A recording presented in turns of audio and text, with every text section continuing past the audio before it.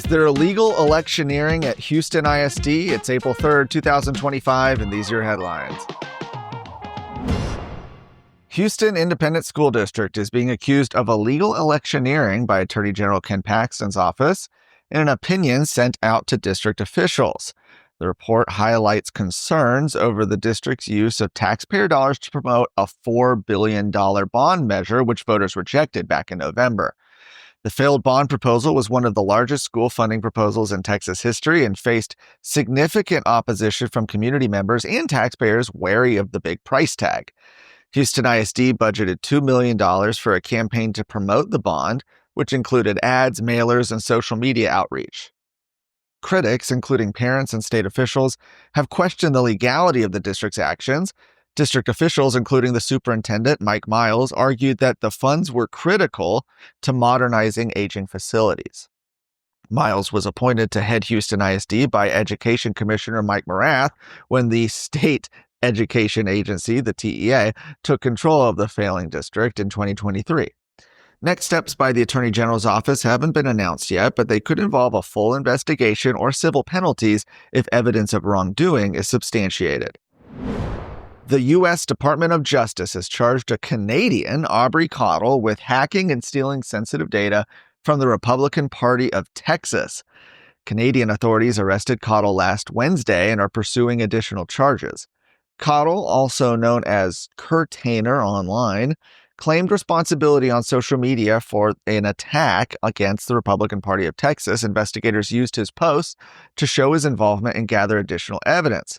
Cottle stated on LinkedIn that he founded Anonymous, a decentralized hacker group. He allegedly breached the RPT website on September 11th of 2021 in retaliation against the Texas Heartbeat Act. The act prohibits abortions when fetal heartbeats are detected, and it went into effect that year.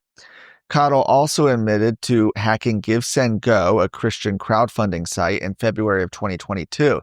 This was in response to the site hosting a fundraiser for the Canada Freedom Convoy, which protested strict COVID lockdown policies.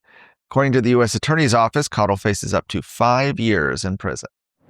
Hey folks, Chris Salcedo here. I've got something special for you, the Salcedo Storm podcast.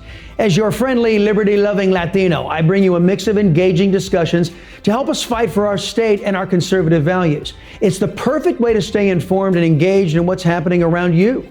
So, what are you waiting for? Don't miss out on the storm of information and entertainment coming your way. The Salcedo Storm podcast, available wherever you get your podcasts. Well, the Texas House held a long hearing last night on House Bill 17, which is supposed to stop hostile foreign governments and their agents from buying land in Texas. But does it?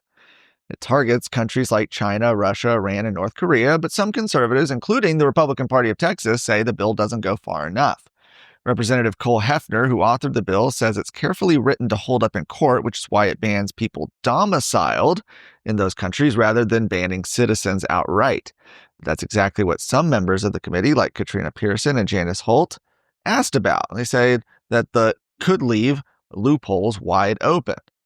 The bill also allows leasing and certain exemptions, and critics like Kristen Bentley from the state Republican Executive Committee say it could actually legalize the very thing it's supposed to stop. She called the bill completely unacceptable and said, "Texas land is for sale, come and get it." Both the House and Senate versions of the bill are facing opposition from the GOP grassroots right now. It has not yet been voted out of the House committee. For more of today's stories, visit TexasScorecard.com.